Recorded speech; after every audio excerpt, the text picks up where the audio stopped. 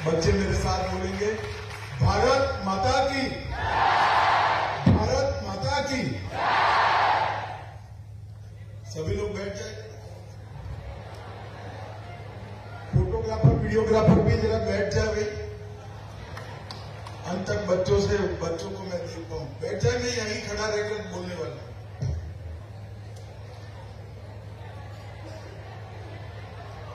मंच पर उपस्थित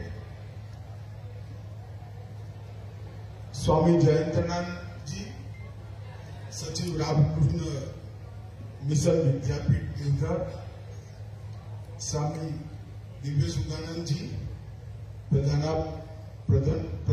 अध्यापक जी, संसद में मेरे साथी और यहाँ के सक्रिय और यशस्वी जन प्रतिनिधि डॉक्टर निशिकांत दुबे जी, यहाँ के लोकप्रिय विधायक श्री नारायण दास जी, और आज जिनको मैं मिलने के लिए आया हूं, जैसे रामकृष्ण मिशन के इस विद्यालय के सभी विद्यार्थी, एम्स और इंजीनियरिंग कॉलेज से भी पधारे हुए सभी विद्यार्थी भाई बहनों को मेरा नमस्कार।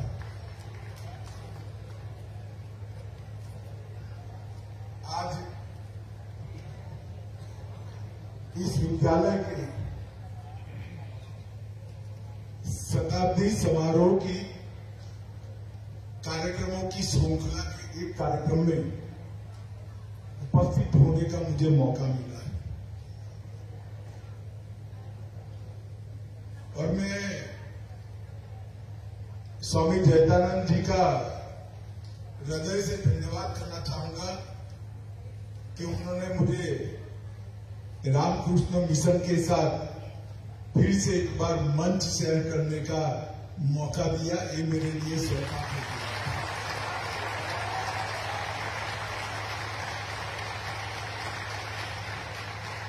विद्यार्थी मित्रों, कोई भी संस्था 100 वर्ष तक चलती है तो निश्चित हो जाता है कि इसको चलाने वाली संस्था, इसका प्रेरक बल और चालक बल समाज के लिए संस्था को चलाता है। जो संस्थाएं समाज के लिए नहीं चलती है वो 100 साल तक कार्यशील ही नहीं है।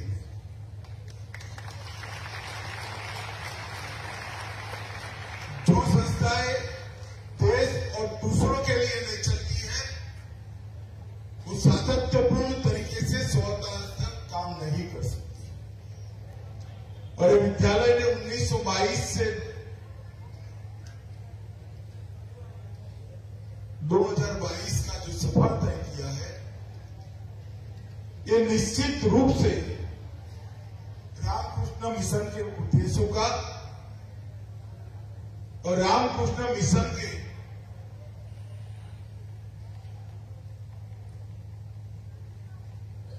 चलाने वाले सभी त्यागी तपस्वी संतों का, सन्यासियों का तपस्या का ही सुफल है कि 100 साल से संस्था चरित्र निर्माण का, व्यक्ति निर्माण का काम कर रही है।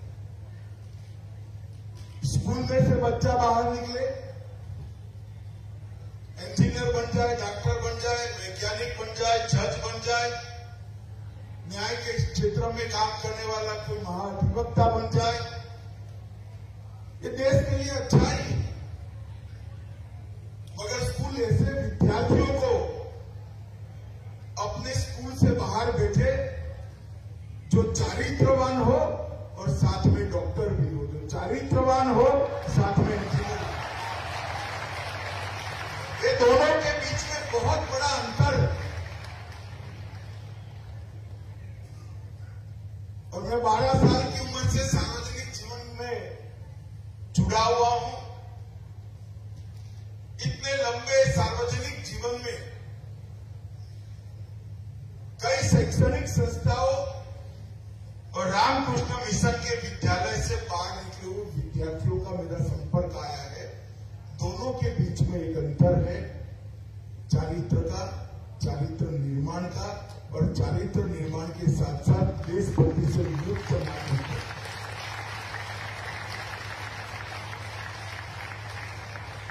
रामकृष्ण परमहंस के उपदेशों को विवेकानंद जी ने पूरे जग में प्रचारित, प्रसारित और स्वीकृति देने का काम किया। सनातन धर्म के समग्र ब्रह्मांड के कल्याण के विचार को दिग दिगंत तक विवेकानंद जी ने पहुंचाने का काम किया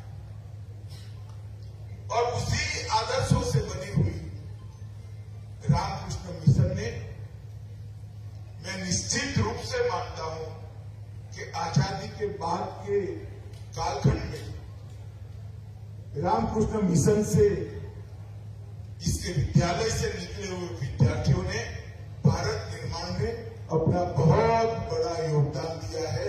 इसमें कोई संशय मेरे में नहीं।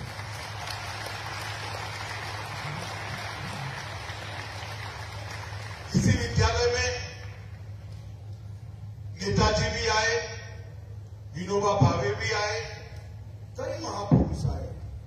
आज मुझे भी इस पावन भूमि पर आने का मौका मिला है, ये मेरे लिए सौभाग्य है। 1922 से यहां पर स्वामी शिवानंद जी महाराज और स्वामी तुरानंद जी महाराज ने इसकी स्थापना की। तब से लेकर अब तक एक बहुत कठिन परंतु यशस्वी यात्रा इस विद्यालय ने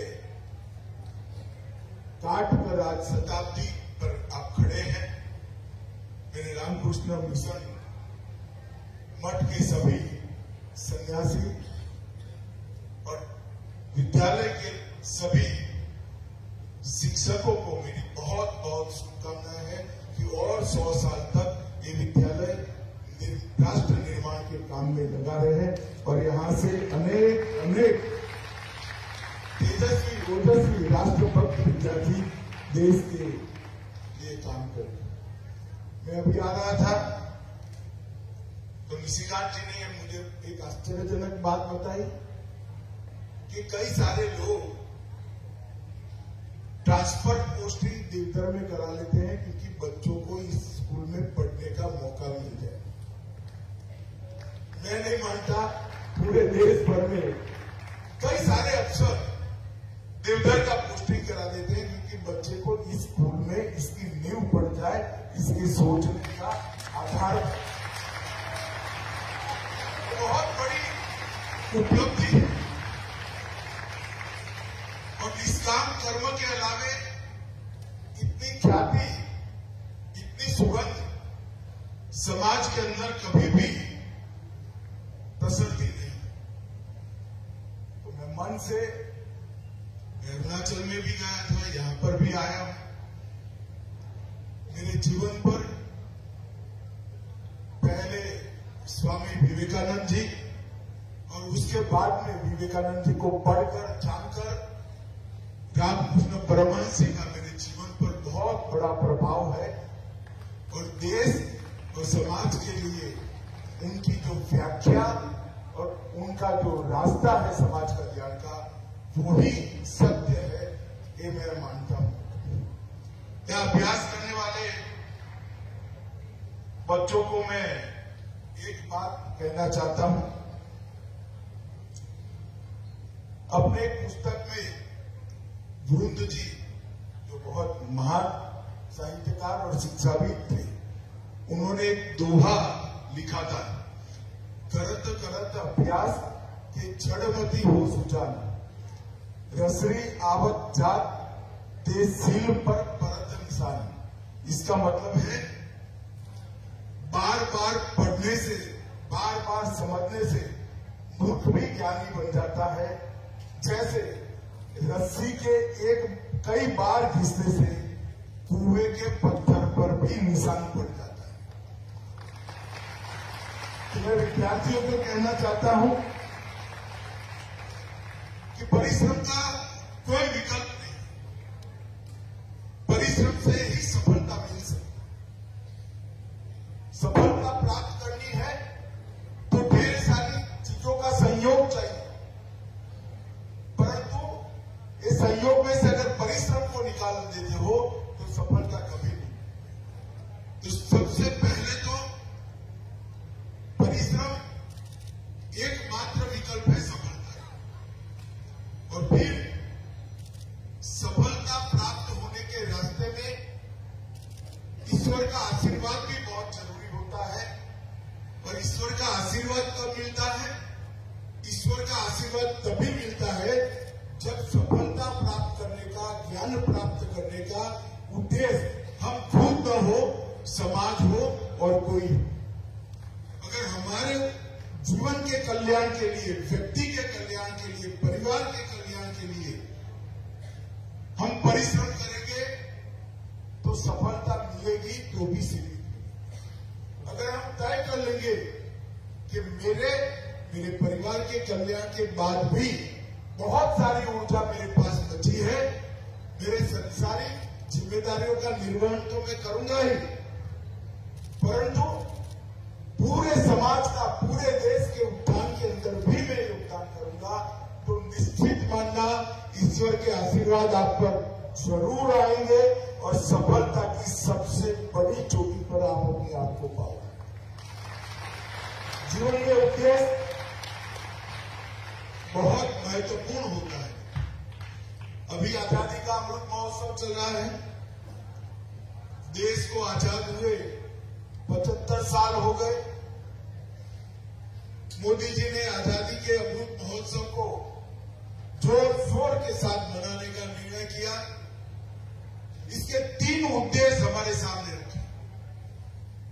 एक तो 1857 से लेकर 1947 तक जो आजादी का आंदोलन चला, इसमें लाखों करोड़ों लोगों ने अलग अलग प्रकार से योगदान दिया, बलिदान दिया। वो नामी अनामी सभी आजादी के संग्राम के लड़ने वालों को हमारी नई पीढ़ी ने जानना चाहिए, हमारी नई पीढ़ी ने पहचानना चाहिए कि क्या चीज थी कि 14 साल का खुदीराम बोस हंसते हंसते गीता हाथ में लेकर फांसी के माचड़े पर चढ़ गया और बली हो। क्या चीज थी कि 23 साल का शहीद भगत सिंह भारत माता को आजाद करने के लिए माफी मांगने के विकल्प को ठुकराते हुए अपने आप को शहीद कर फांसी की फंदे पर लग गया। ये जब तक हम नहीं जानेंगे, हमारे जीवन के उद्देश्य के चयन में हम गलती करते हैं। मैं चाहता हूं कि आप सभी लोग इंजीनियर, डॉक्टर, वैज्ञानिक, जज, अधिवक्ता, जो कुछ भी बने सबसे अच्छे बने, परंतु आपका डॉक्टर बनने के बाद भी देश के प्रति, कर्तव्य के प्रति आप सजग हो। इंजीनियर बनने के बाद भी आपके देश के प्रति कर्तव्य से आप सजग हो। इसके लिए आजादी के आंदोलन को जानने के लिए एक आजादी का अमृत महोत्सव है। दूसरा इसका उद्देश्य है कि 75 साल में हमने जो प्राप्त किया है, बहुत बड़ी सिद्धि हमने प्राप्त करी। हम एक सुई नहीं बनाते थे, सब विदेश से आता था। आज हम चंद्र पर जा सकते हैं, इतनी बड़ी सिद्धि इस देश ने प्राप्त करी। कई क्षेत्रों में कई सिद्धियां प्राप्त करी। इस सिद्धि की यात्रा को भी युवाओं को समझना चाहिए। और तीसरा, 75 साल पर युवा पीढ़ी ने संकल्प करना है कि आजादी की जब शताब्दी मनाई जाएगी, तब देश दुनिया में सबसे पहले स्थान पर होगा हर क्षेत्र। तो आजादी का अमृत महोत्सव सिर्फ उत्सव बनाने का, गौरवगान करने का महोत्सव नहीं, संकल्प लेने का वर्ष। और आजादी का अमृत काल 75वें साल से 100वें साल तक के 25 वर्ष वो संकल्प को सिद्ध करने के लिए